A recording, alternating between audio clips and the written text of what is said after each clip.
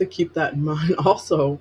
I mean, there's very few things more annoying than that feeling of being stuck or trapped in a position or a circumstance that you just really don't want to be in.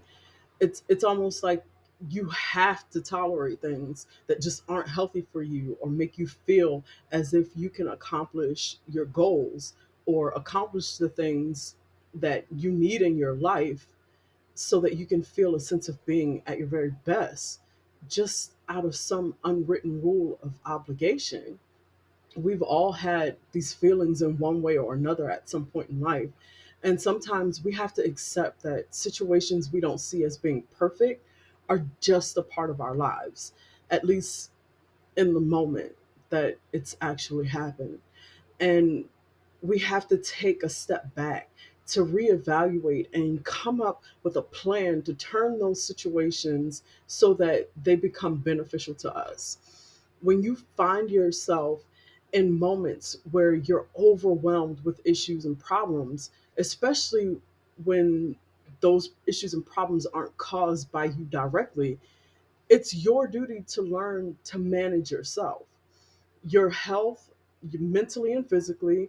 You need to seek less strenuous options and peel back those layers of loss and trauma so that you can create a space for your personal healing and development. When your life begins to feel difficult, 9 times out of 10, it's because you're not paying enough attention to the different ways in which you have control over the situations that you found yourself in. A good example of this would be new parents who don't live close to friends and family. They know they need to learn to live with the new realities of parenthood, but they also have to do so without their village nearby to help. But they try not to dwell on the idea of being a bad parent because despite the lack of support, they're doing the best that they can with the resources that are available to them. They don't have to feel bad about asking for assistance from new people in order to take a much needed break, nor do they have to feel guilty or weak for being depressed or sobbing when everything just feels overwhelming or like it's just too much for them to handle. It's always nice to just be reassured. I don't know about you, but the most reassuring words for me are you don't have to. Especially when me not having to do something allows me to accomplish greater amounts of the things that I actually want to do or need to do for myself. We spend so much of our time doing things for others or working towards achieving goals for the greater good that we often forget about ourselves. So when the opportunity arises, when we're not made to feel obligated to do something, I say take it, run with it, and use that time and energy to pour into you. There are also times when you have to stop waiting for those opportunities to just pop up and create them for yourself. In those moments when you're feeling like helpless or you finally reach a point where you're just tired of sitting back and waiting for change to happen or for an opportunity to pop up, then you need to go out and make some moves. If you believe that you don't have any alternatives to running the rat race, then you need to figure out how to create that space for yourself. And it starts with understanding that there are things in your life that you can do or that you don't have to do because you're not obligated to them. So, we're going to explore those things that you just don't need to feel obligated to do anymore. And it shouldn't be expected from you to just do these things from other people and vice versa. You can't just expect people to do things because they either always do it or you believe that it's their job to do it. One of the first things that you need to understand you're not obligated to do is wait. You don't have to wait for people, you don't have to wait for change. It's not necessary. You have the ability to change your life, no matter how big or small that change may be. If you are not content with how things are going for you in the moment, then you can get up and take action to do something different if that's what you choose to do. All you have to do is make a move. You don't have to wait for someone to do or for situations to change.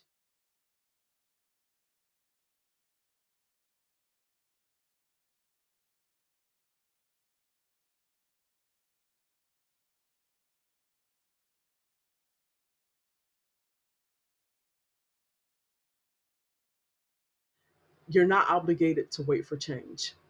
Number two, in your interactions, you are under no obligation to tolerate anything that makes you uncomfortable. Although the individuals in your life may not change, you have the power to alter the way that you interact with them, because you're not obligated to sit through harm that's being caused to you. Or if you don't like someone's views or how they treat other people, you're not obligated to just tolerate their behavior. This is where healthy boundaries come into play. You have the ability to walk away. And if walking away is going to be beneficial for you, then that's what you need to do. Number three, you are free to act in your own best interest without seeking consent. You don't have to defend or justify your decisions when you choose to put your wants, needs, and ambitions first. You're not obligated to do for others before you do for yourself. Number four, you are not obligated to abide by the rules or advice of others. You're free to choose what matters most to you, what means to honor, and how to show it.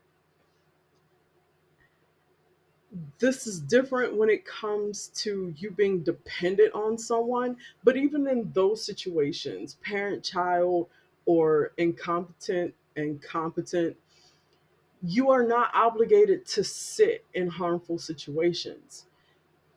If someone is doing things or saying things that are tearing you down, killing your self esteem, your confidence, they are harming your ability to provide for yourself or your family, you are not obligated to sit under them. You don't have to sit and just allow someone to tear you down. You can walk away. Number five, you don't need to be terrified of not succeeding. Trying new things and failing is a necessary part of learning and growing into a purposeful, adventurous person. You're never going to figure out how to do something the right way if you don't try and maybe fail a time or two. So you need to understand that not succeeding is okay, and you're not obligated to get it right on the first try. Number six, you are not required to remain the person that you were yesterday, a month, or even a year ago. You can choose to start again every morning and present yourself to the outside world as the individual whom you desire to become. And yes, this is what we're doing now. We are figuring out ways to become the best versions of ourselves. And if that means you have to do a complete 180 to who you were yesterday, go for it.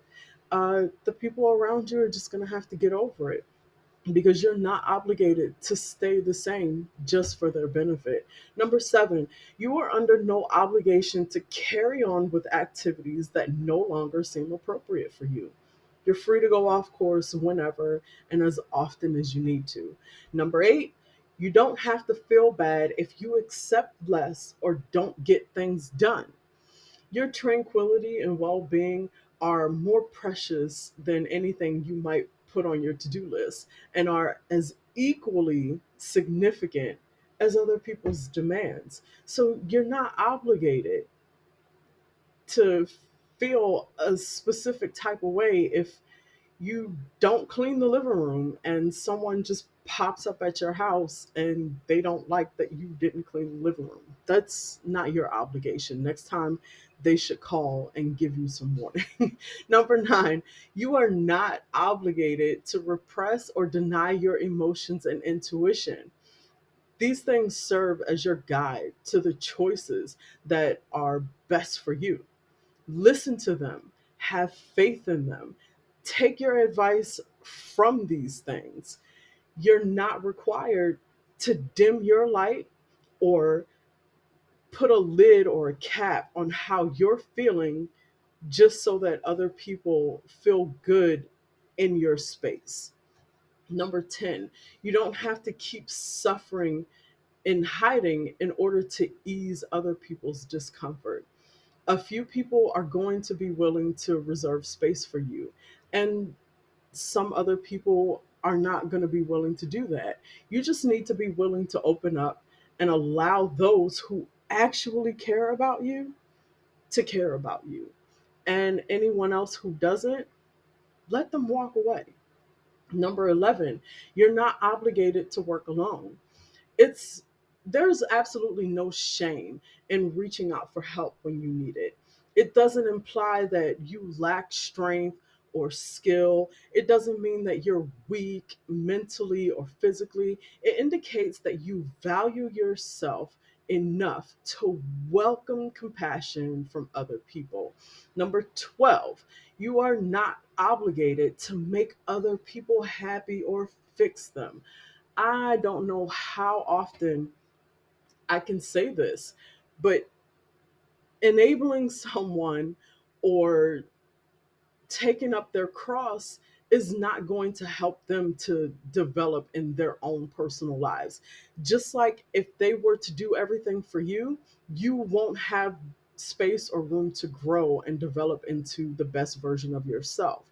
So we have to stop going around thinking that we can cover and fix and make other people happy. We are not obligated to fix other people.